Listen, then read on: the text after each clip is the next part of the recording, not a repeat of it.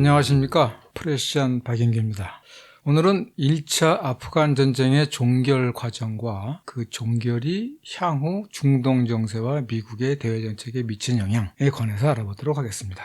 미국의 아프간 전쟁 목표는 공식적으로는 아프간의 독립과 자유와 민주주의를 위한 것이었지만 실제로는 소련을 약화시키고 붕괴시키기 위한 것이었습니다. 미국은 사실 아프간의 독립 또는 아프간의 민주정부 수립 이런 데 별 관심이 없었어요. 그런 종결 과정을 보면 잘 압니다. 소련은 사실은 아프간에서 10년 동안 고생을 하다가 89년 초에 철군을 완료하면서 원래는 미국과 협조를 해서 이란이나 아프간이나 파키스탄 그리고 그 위에 자신의 영토인 우즈베키스탄, 타지키스탄, 투르크메니스탄 같은 중앙아시아 공화국의 그 이슬람 어떤 불만 세력들을 좀 이렇게 평정하고 안정화시키기를 원했는데 미국은 전혀 협조하지 않았습니다. 그 과정을 보도록 하죠. 지난 시간에 말씀을 드렸죠. 1986년 11월 13일 날 소련 정치국 비밀회의에서 소련군이 아프간에서 철수한다 라는 방침을 최종 확정합니다. 2년 내 철군한다 앞으로. 그리고 그냥 철군하면 안 되겠죠. 어쨌든 소련의 남쪽 국경에 있는 나라니까 아프간에 소련의 우호적인 중립국가를 만들겠다. 그러니까 소련의 종속국가가 아니라 소련과 미국 사이의 중립국가를 만들기 위해서 미국과 정치협상을 추진한다라는 방침을 세웠어요. 그리고 이제 86년 그 당시에 아프간의 지도자가 나지불라라는 사람인데 상당한 애국자라가 평가를 받아요. 결국은 나중에 이제 내전 중에 이제 죽임을 당하죠. 나지불라를 고르바초프가 모스크바로 불러서 철군 방침을 통보하고 2년 내 소련군이 아프간을 떠나니까 그 사이에 너의 정치적 입지를 강화해라. 정치적 입지를 강화한다는 건 뭡니까? 국내의 많은 세력들을 자신의 정권으로 끌어들여서 안정적 정부를 유지해라 라는 그 당부를 한 겁니다. 그런데 여기서 문제는 뭐냐면 미국이 전혀 반응하지 않았다는 거예요. 반응하지 않았다는 얘기는 뭐냐면 1년이 다 돼 가도록 소련이 아프간에서 철수하기로 했다는 사실을 몰랐고 또는 모른 척 했는지도 모르죠. 어쨌든 몰랐고 특히 CIA 같은 경우에는 정보 보고를 올렸는데 아프간에서 지금 소련군이 이기고 있다. 소련이 별로 타격을 주지 않고 있다. 전쟁이 계속 무기한될 것 같다. 이런 식의 황당한 정보 보고를 올립니다. 그러나 어쨌든 CIA가 공식 정보기하니까 미국의 레이건을 비롯한 정치 지도자들은 이걸 믿었겠죠. 이게 사실은 그 미국이 2차 대전 이후에 세계를 이끌어올 때 어떤 크나큰 맹점인데 사실 미국은 냉전 종식도 예측하지 못했어요. 더 중요한 거는 1950년대에 미국의 군사력이 소련에 대해서 최소한 9대 1에서 40대 1까지 압도적인 우위를 누리고 있음에도 불구하고 CIA나 군부에서는 미국의 폭격기 능력, 핵무기를 실어 나갈 수 있는 폭격기의 능력이 소련에 뒤처지고 있다.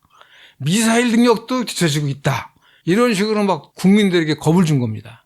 이게 우리나라에서도 그런 일이 있었는데 예를 들면 예전에 냉전이 끝나고 1991년도에 류영희 선생이 남북 군사력 비교를 해가지고 지금 미군이 없어도 남한의 군사력이 월등히 우수하다. 무슨 경제력이 세니까. 그렇지만 한국의 군부에서는 이 말을 믿지 않았죠. 그러니까 실제로는 압도적 군사력 우위를 추진하면서 국민들에 대해서는 우리가 지금 밀려. 그래서 더 투자해야 돼. 이런 식으로 나간 거예요. 아프간 때도 그런 것 비슷한 상황이 벌어진 거죠. 그러니까 미국이 이 아프간 철수와 관련해서 소련의 입장에서는 아프간에 너무나 많은 전쟁 비용을 쏟아부었고 인명 피해도 많았고 철수하는 대신에 이란, 아프간, 파키스탄 그리고 중앙아시아를 좀 안정화시키자.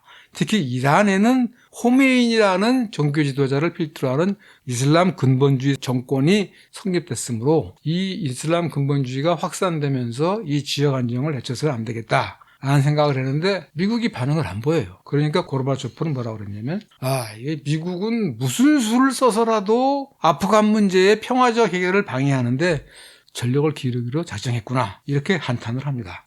사실 그 고르바초프는 어떻게 보면 나이브했다고 그러나요? 순진했다고 하나요? 미국의 선의를 믿었어요. 그러니까 탈냉전 이후에도 고르바초프는 나는 냉전에서 진 게 아니라 핵전쟁의 위기를 스스로 막은 것이고 이제 소련 또는 러시아가 유럽 사회 이론으로 들어가서 안보상의 불안을 벗어나 유럽의 일원으로 평화와 번영을 누릴 것이다 라고 착각을 한 거예요. 이후 이제 우크라이나 전쟁까지의 과정을 보면 그 당시에 소련이 동서독의 통일을 용인하는 대신에 나토가 동독으로부터 단 1인치도 동쪽으로 러시아 쪽으로 확대하지 않겠다는 약속을 믿고 독일 통일을 용인했지만 결국은 우크라이나까지 야금야금 먹고 들어오면서 우크라이나 전쟁이 되는 또 다른 전쟁이 벌어진 겁니다. 그러니까 이러한 그 서방에 대한 믿음이 푸틴까지도 이어집니다. 사실은 푸틴이 어떻게 보면 2014년 그 마이단 쿠데타까지도 서방이나 어떻게 해보려고 그랬고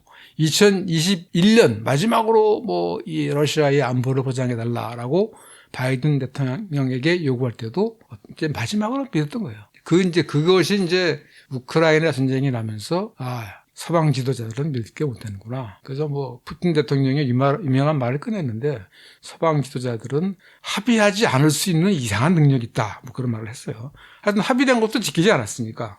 어쨌든 중요한 것은 이게 소련은 아프간에서 철수하려고 그러는데 미국은 거기에 전혀 그 사실조차도 모르고 그 철수 이후에 이 지역 안정 관리에 대해서도 논의할 생각이 없으니까 결국은 그 결정이 난 지 거의 1년이 다 된 87년 9월, 그러니까 10개월이 지났죠. 그때 뉴욕에서 셰바라드나제 소련 외무상이 슐츠 미 국무장관에게 직접 아프간 철군 방침을 밝힙니다. 그때 셰바라드나제가 우리는 아프간에서 철수합니다. 앞으로 5개월 내지 1년 정도 걸릴 겁니다. 그리고 나는 이러한 아프간 철군 방침을 나의 직을 걸고 알려드리는 겁니다. 그러니까 대비하라는 얘기죠. 스티브 콜이 쓴 그 고스트 월즈, 유령의 전쟁이라는 책에 보면은 이 셰바라드나제 외상의 아프간 철군 방침 통보에 대해서 슐츠 장관이 충격을 받았다고 그래요. 그러니까 소련군이 아프간에서 철군하겠다는 그것 자체도 충격이지만 미국에서는 레이건이야 케이시를 비롯해서 대부분 또 네오콘들이 소련과는 협상이나 대화가 없다. 이렇게 생각하는 마당인데 소련 외상으로부터 아프간 철군 방침 얘기를 들었다. 그리고 그게 사실인 것 같다. 라고 자기가 얘기를 하면 이 자식이 이거 소련 유화파 아니야? 소련에 무르네? 소련에 논하는 거 아니야? 이런 식의 오해를 받을까 봐 걱정을 했다는 겁니다. 지금처럼 말씀한 것처럼 이제 소련의 아프간 철수는 아프간에서 감당할 수 없는 인명피해와 재정피해를 줄이는 대신에 아프간을 비롯한 이 남아시아, 중앙아시아 지역을 안정화시키자, 거의 평화를 정착시키자 했는데 미국의 방침은 그게 아니었죠. 무슨 수를 써서라도 소련을 약화시키고 붕괴시키겠다라는 거였어요. 그리고 그것은 미국 사람들의 대소련관 자체가 소련은 믿을 수 없는 놈들, 협상할 수 없는 놈들 이런 게 있기 때문이에요. 그때가 1987년 9월에 셰바라드나제가 철군 방침을 통보하고 그해 12월 달에 미국 워싱턴에서 미소 정상회담이 또 열립니다. 이때는 그 고르바초프가 핵전쟁의 위험성을 설파하면서 모든 핵무기를 철폐하자라는 얘기를 막 전 세계에 호소하면서 고르바초프가 전 세계에서 가장 인기 있는 정치인이었을 때예요. 그래서 실제로 거기 핵무기 철폐까지 가기도 했었고 어쨌든 워싱턴 미소 정상회담을 앞두고 87년 12월 4일 날 워싱턴의 한 레스토랑에서 미국 CIA의 수장 로버트 게이츠 원래는 그 윌리엄 케이시였는데 이 사람이 죽었어요. 그래서 이 게이츠가 CIA 국장 대행으로 소련 KGB 국장인 블라디미르 크루츠코프라는 사람을 독대합니다. 1대1로 만납니다. 이건 굉장히 이례적인 만남이에요. 양측 미소의 정보기관의 수장들이 1대1 만난 거예요. 여기서도 또 한 번 크루츠코프가 소련군의 아프간 철수에 대해서 우리 아프간 철수하니까 미국이 좀 협조해 주라. 이 아프간을 비롯한 중앙아시아 또 지금 이란도 이 전쟁 그때는 전쟁 중이었죠. 이 남아시아 지역을 안정해야 되는 거 아니냐라고 했는데 그 빌 게이츠 CIA 국장 대행은 소련군의 철수 자체를 믿으려 하지 않았다고 합니다. 여기서 이제 기가 막힌 크루츠코프가 그렇게 얘기했다고 그래요. 당신네들은 오직 한 종류의 이슬람 근본주의 정권에 대해서만 걱정을 하는 것 같군요. 그건 이제 이란이죠. 이란은 이제 인제사태 이후로 워낙 사이가 나빠졌으니까. 그렇지만 사실은 이란 콘트라라는 이 뒷거래를 통해서 미국은 계속 이란에 무기를 전달해주고 있었어요. 어쨌든 소련 입장에서는 아프간의 이슬람 근본주의 정권이 들어서면 중동 전체의 안정이 붕괴된다라고 본 거예요. 실제로 그렇게 됐죠. 아프간의 탈레반 정권이 들어서면서 알카에다 같은 비국가 무장 세력들의 근거지가 되니까. 반면에 미국은 이란의 호메이니 정권, 이 사람들은 시아파 정권입니다. 이란의 시아파 정권은 미국의 위협이지만 사우디나 파키스탄이나 이집트 같은 순위파 이슬람은 미국의 맹방이라는 착각에 갇혀 있었습니다. 그리고 이제 나흘 후에 12월 8일 실제로 미소 정상회담이 열립니다. 여기에서 고르바초프는 레이건에게 아프간에서 소련군이 철수할 테니까 미국도 아프간 반군에 대한 지원을 중단해라. 그리고 뭐 연립정부가 됐건 뭐가 됐건 아프간에 어떤 좀 안정적 정부를 구성하는데 좀 협력하자라고 했는데 거부당합니다. 그러니까 이 미국의 거부에 대해서 고르바초프가 뭐라고 그랬냐면 만일 우리가 아프간에서 철수하기 시작했는데 그럼에도 불구하고 미국이 계속 아프간의 이슬람 반군을 지원한다면 결국 아프간에서는 피비린내 나는 내전이 시작될 것이고 계속될 것이다. 실제로 그랬죠. 89년부터 한 94년, 95년까지 엄청난 내전이 일어났고 결국은 탈레반이라는 희한한 이슬람 근본주의 정권이 탄생하죠. 여기에 대해서 이제 아프간 전쟁 과정을 쓴 스티브 콜이라는 저자는 지난번에 바세비치도 그런 얘기를 했지만 당시 미국은 아프간 국내 정치에 대한 정책 내지는 관심 자체가 없었다. 오직 파키스탄만이 인도와의 대결과 관련해서 아프간에 이슬람 근본주의 정권을 세워야겠다라는 확고한 목표가 있었다라고 얘기를 합니다. 결국 1988년 4월 14일 그러니까 이제 미소 정상회담이 있었던 지 4개월 뒤에 스위스 제네바에서 소련군의 아프간 철수에 대한 4자 협정이 체결됩니다. 여기 참가국은 미국, 소련, 파키스탄 그리고 아프간 정부입니다. 뭐가 빠졌냐? 아프간 반군이 빠졌어요. 아프간에 7개 정파의 반군이 있다고 그랬잖아요. 이들은 엄청난 군사력을 갖고 있습니다. 그런데 아예 참가를 못했어요. 그럼 어떻게 되겠습니까? 사실은 아프간 반군까지 끼워 넣어서 아프간의 가급적 대다수 국민을 대표할 수 있는 연립정부 구성 같은 걸 논의했어야 되는데 아예 그냥 반군 세력은 빼버렸어요. 또 중요한 건 뭐냐면 이제 그렇다 이 의미는 좋게 해석하면은 아프간 정부가 앞으로 아프간을 이끌어라. 나지볼라 정부가 아프간을 이끌어라. 라고 했던 건데 사실은 그게 아니에요. 미 국무부는 4월 14일날 제네바 협정을 맺어서 아프간 철수가 확정이 됐으니까 이제 우리가 반군 지원할 필요가 없지 않냐라고 했는데 레이건 대통령이 아니야. 반군 지원 계속해. 그랬습니다. 그 이유는 소련이 아프간 정부에 지원한다며. 그럼 우리는 반군한테 지원해야지. 이러한 레이건의 안보관은 뭐냐면 제로섬인 거예요. 소련한테 유리한 건 미국한테 불리한 거예요. 근데 실제로는 그렇지 않죠. 이 지역의 안정이 저해되면 소련도 미국도 힘들어지는 겁니다. 그러나 미국 사람들은 그렇지 않아요. 소련한테 유리한 걸 채주면 안 돼. 계속 닥치고 공격. 그러니까 이 지역의 안정과 강대국 간의 협조보다는 강대국에 대한 파괴 공격이 더 중요했던 겁니다. 결국 1989년 2월 15일 날 소련군의 아프간 철수가 완료됩니다. 그리고 아프간 철수가 완료되면서 미 국무부에서도 어쨌든 국무부니까 국무부 입장에서는 미국이라는 나라는 전 세계의 안정과 평화를 다 관리하는 나라니까 그럼 소련군이 철수한 이후에 아프간은 어떻게 될까? 그리고 그동안 아프간 전쟁 동안 아프간의 정치 상황은 어떻게 변화했는가를 알아보기 위해서 88년 늦은 봄 그러니까 소련군의 아프간 철수를 확정한 4월 이후겠죠. 주 아프간 대사관의 2인자 에드먼드 맥 윌리엄스라는 사람을 아프간 특사로 임명해서 네가 아프간을 두루두루 돌아다니면서 아프간의 정치 상황을 있는 그대로 보고해라 라고 명령합니다. 이 맥 윌리엄스라는 사람은 보수적인 인물이에요. 베트남 전쟁에 병사로 참전했던 사람이고 보수적인 사람이에요. 그 2달간 아프간을 돌아다니면서 각계각층의 인물들을 만났어요. 이 맥 윌리엄스의 결론은 뭐냐? 미국이 파키스탄과 사우디의 정보기관들을 앞세워서 벌인 그 아프간 정책이 아프간 국민들에게는 그야말로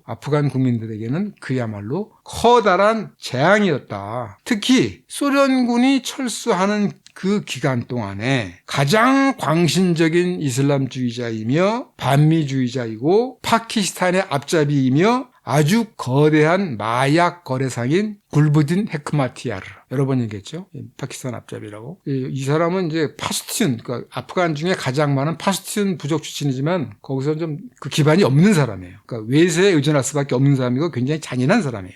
카불 대학 다녔을 당시에 이 카불 대학 출신인데 그 어떤 여학생이 그 차도르라고 합니까? 부르카라고 합니까? 그 머리에 쓰는 걸 안 썼다고 해서 염산을 뿌렸다는 말이 있을 정도로 아주 잔인한 사람인데 이 굴부딘 헤크마티야르가 파키스탄 정복과 손을 잡고 소련군의 아프간 철수 기간 동안 약 한 7, 8개월 동안 온건파, 좌파, 왕정파 등 거의 모든 아프간의 정치 세력을 조직적으로 제거했다. 그러면서 그 맥윌리엄스랑 면담한 한 아프간의 망명객인데 정치 지도자랄까 그런 사람인데 이렇게 얘기했어요. 신에게 맹세컨대 당신들은 미국은 당신들을 죽일 암살범에 돈을 대주고 있어. 이게 베나지르 부토 총리가 조지 H.W. 부시 대통령한테 당신들은 프랑켄슈타인을 만들어내고 있다. 아프간 전쟁을 통해서 그것과 일맥상통하는 얘기죠.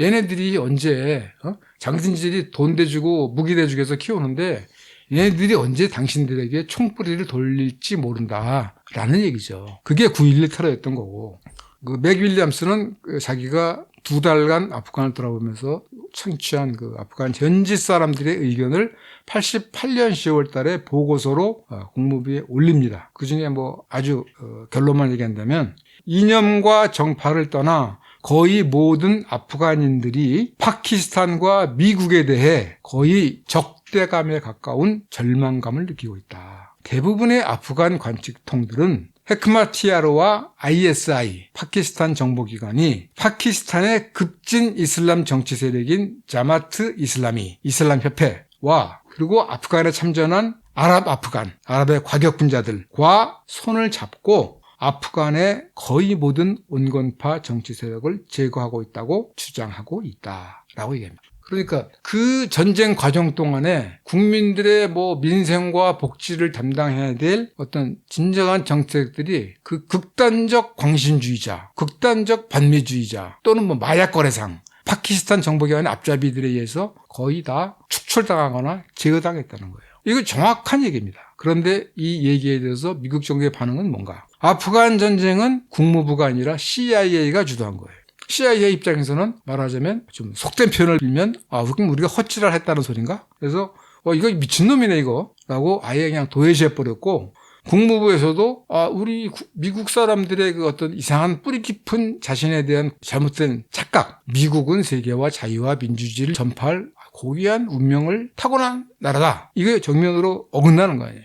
미국이 전쟁을 일으켜가지고 아프간을 제대로 이끌어갈 정치세력들을 사실상 제거해버렸다라고 말한 거나 다름없기 때문에 그래서 견제까지는 아니지만 이 친구 이거 좀 동성애자라든가 알코올 중독자냐? 좀 문제가 있는 인물 아니야? 라고 뒷조사를 했다고 그래요. 그래서 무시당한 거죠. 그리고 이게 이러한 생태가 사실은 50년대 메카시즘 때도 있었습니다. 미국 내에서 그 당시에 공산중국에 대해서 조금이라도 우호적인 것도 아니에요. 그냥 있는 그대로 얘기하는 사람들이 쫓겨납니다. 불충분자라고 그래서. 똑같은 일이 벌어진 거죠.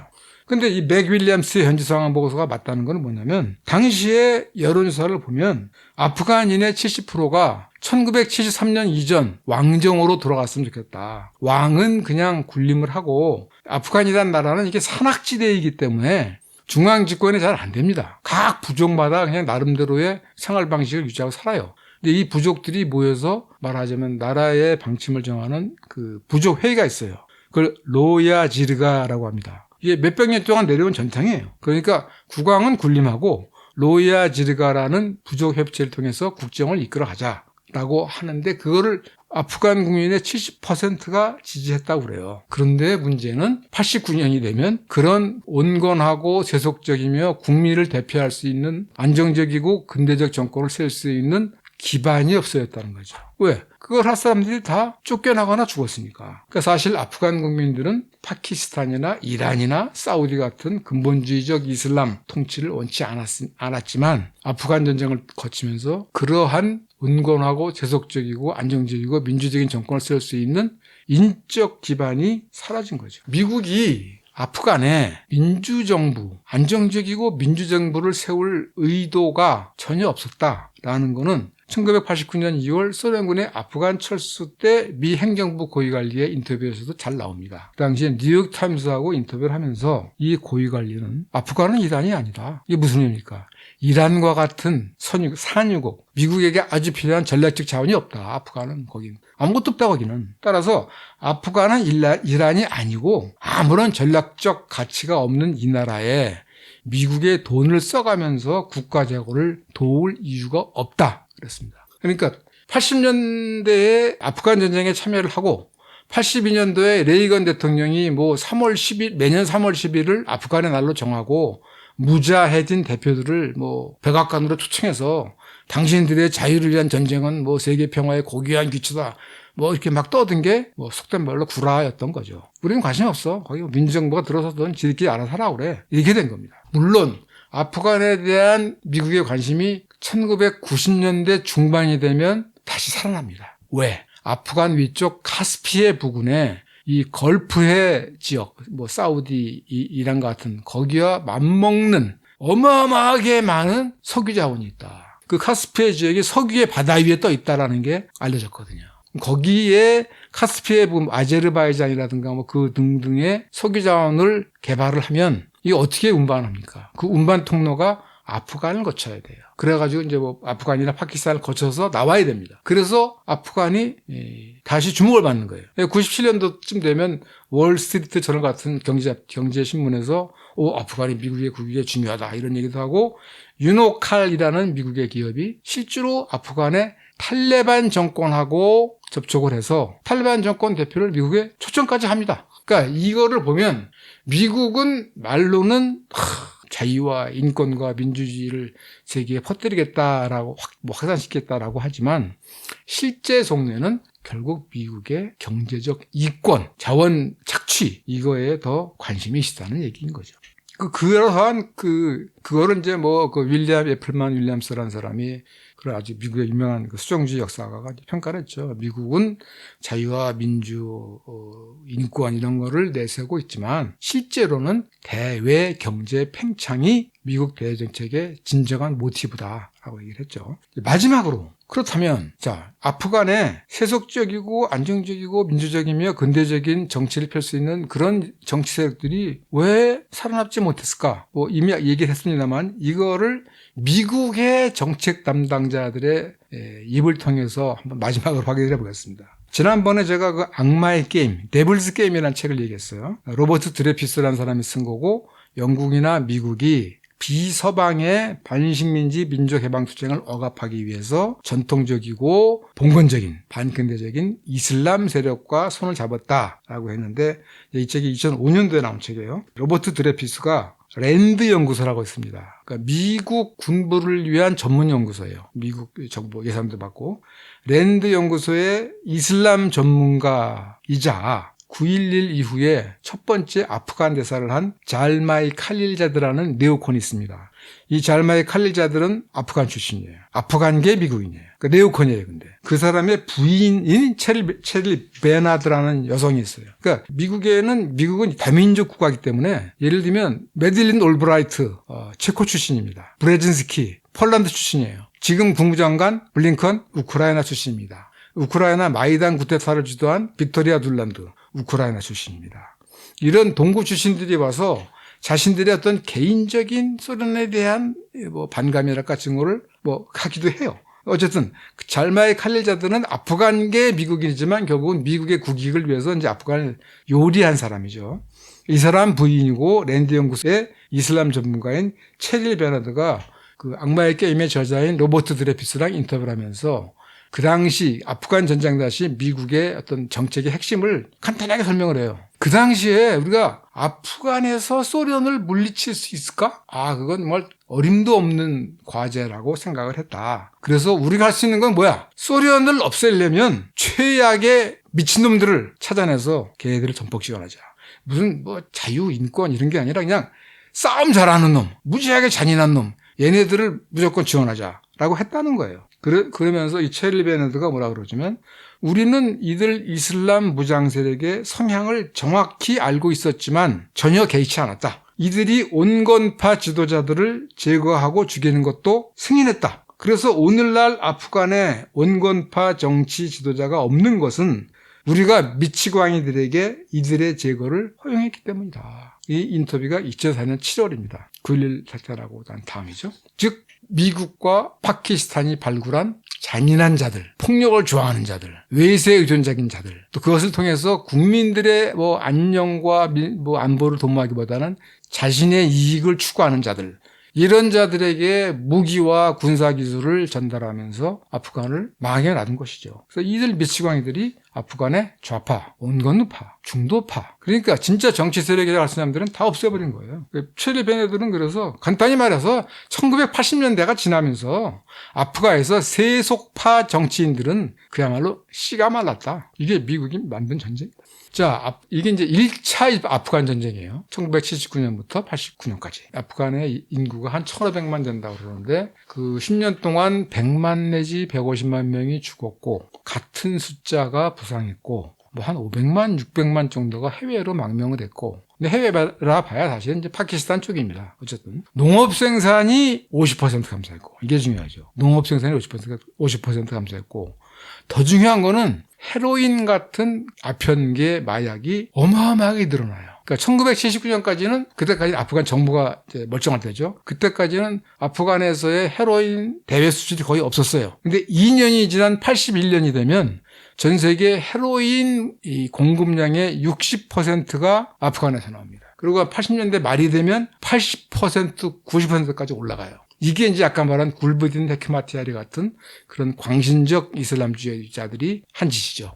이슬람 사람들은 먹고 살아야 되니까 농업 생산은 이제 반으로 줄었고 그러고 나서 이제 90년대에 탈레반이 집권하면서는 또 줄어요. 탈레반이 그거를 못하게 막은 겁니다. 그러나 이제 2001년 9.11 나고 나서는 다시 또 늘어나요. 이 마약 문제는 사실은 미국의 비밀 공작에서 굉장히 중요한 주제인데 이건 너무 길기 때문에 간단하게 얘기하면 미국의 대외 정책 중에서 중요한 것이 바로 그 해외 자원 착취인데 그게 바로 이제 이 석유이고 그 석유 자원을 미국이 외국에서 확보하기 위해서 대리인을 세웁니다. 그게 이제 일종의 조직 폭력이죠. 그리고 그들이 이 군자금이 필요하잖아요. 근데 그런 것들을 의회에서 합법적으로 받아낼 수 없으니까 마약 재배를 허용하는 거예요. 마약은 이거 마진이 엄청난 사업이거든요. 몇백 배가 남죠. 그게 이제 1949년 중국의 공산화 이후에 국민당 군대가 태국과 버마와 중국 사이의 그 골든 트라이앵글이라는 데서 마약을 만들기 시작했고 요것이 이제 요다면 아프간으로 간 거예요. 그러니까 미국의 비밀 공작을 위한 비밀 자금을 만들기 위해서 마약을 허용했다라는 게 이제 이 미국의 비밀 공작을 보는 사람들의 입장인데 이건 긴 얘기이기 때문에 나중에 혹시 시간이 되면 말씀을 드리도록 하겠습니다. 어쨌든 이 세계에 마약이 퍼진 가장 중요한 배후 세력이 누구냐? CIA다. 미 의회의 공식적 승인을 받을 수 없는 불법 공작에 자금을 마련하기 위해서 마약 거래를 합법화시켰고 그것에 편승해서 각국의 어떤 범죄자랄지 군사 집단들이 그걸 계속 퍼뜨리면서 전 세계에 마약의 공급이 늘어났다라는 얘기입니다. 이 사실은 잘 밝혀지지 않고 있습니다. 어쨌든 결론적으로 말하면 이제 2차 대전 당시에 루스벨트가 미국은 세계 민주주의의 병기고 아스날 오브 데모크라시, 그러니까 민주주의를 지키기 위한 병참, 무기 생산 공장이다 라고 얘기했는데 1차 아프간 전쟁에 대해서 그 앤드루 바세비치라는 군인 출신 역사가는 아프간 전쟁은 이슬람 신정을 위한 병기고였다. 아스날 오브 테오크라시, 그러니까 이슬람 신정 정치를 위한 무기를 미국이 지원하고 군사훈련을 주면서 이슬람 근본주의 세력이라는 새로운 세력이 생겨났다라고 이렇게 얘기합니다. 그 이유는 이제 물론 10년간 아프간 내만 아니라 이집트니 파키스탄이니 알제리, 모로코 이런 전 세계에서 몰려든 이슬람 전사들, 이른바 이제 아랍 아프간이라고 그러는데 그런 사람들에게 미국의 무기와 그다음에 군사기술 전수, 웬만하면 파키스탄, 뛰어난 놈들은 미국 CIA까지 와서 가르쳤죠. 여기서 나온 게 알카에다, 탈레반, 이슬람 국가 이런 것들이에요. 이게 다 미국이 만든 거예요, 사실. 그러니까 이게 그리고 이들이 90년대에 가면 무슨 보스니아 내전이나 코소보 내전이나 이리아, 시리아, 이라크는 한때 3분의 1까지 이슬람 국가가 점령했죠. 리비아, 소말리아 이런 데서 막 활동을 합니다. 이게 조직적 폭력이라는 것은 국가의 독점적 관리하에 있어야 돼요. 그런데 아프간 전쟁을 거치면서 이 미국의 입장에서도 말하자면 제3세계를 관리하려면 군사력을 키워주면 안 돼요. 군사력을 약화시켜야 돼요. 그래야 이제 필요할 때 군사력으로 억압을 할 수 있는 건데, 아프간 전쟁을 거치면서 폭력이 세계화됐고 전쟁이 세계화됐고 미국산 무기가 뭐 이란, 이라크를 비롯해서 뭐 막 퍼졌으니까, 그리고 폭력이 사유화됐고 오사마 빈 라덴의 알카에다처럼. 그리고 이것이 대해서 미국이 별로 뭐 제대로 대처하지 않은 이유는 아까 말한 보스니아나 코소보 내전이나 뭐 시리아, 리비아의 이들 용병을 활용할 수 있기 때문이었죠. 그런데 이들 용병들이 이슬람 용병이라고 생각했죠. 미국 입장에서는 9.11 테러를 일으킬 줄은 몰랐던 거죠. 그러면서 미국의 어떤 대외 정책이나 군사 정책은 확 바뀌게 됩니다. 그러니까 이게 지금까지 설명은 이란을 1972년도에 미국을 대리한 군사적 맹주로 위촉했다가 79년에 이슬람 혁명으로 이란이 반미 국가로 바뀌고, 그리고 그 해에 소련의 아프간 침공을 빌미로 10년간 아프간 전쟁을 하면서 이 중동 쪽에 국가적 통제 하에 있지 않은 이슬람 무장 세력을 만들어내면서 폭력의 세계화와 폭력의 사이화가 시작됐는데, 이것이 또 한 번 증폭되는 과정이 거의 같은 기간에 계속됐던 이란과 이라크 간의 8년간 전쟁입니다. 1980년부터 88년까지 지속되는데, 이 전쟁에서 미국의 역할은 대단히 모순적입니다. 공식적으로는 이라크를 지원하면서 뒤로는 이란도 지원했어요. 그러니까 이라크와 이란의 군사적 능력을 어떻게 보면 상당히 향상시킨 거예요. 그리고 최종적으로 이라크가 승자가 되면서 미국이 골치 아파집니다. 왜? 미국은 중동을 자기 마음대로 하고 싶은데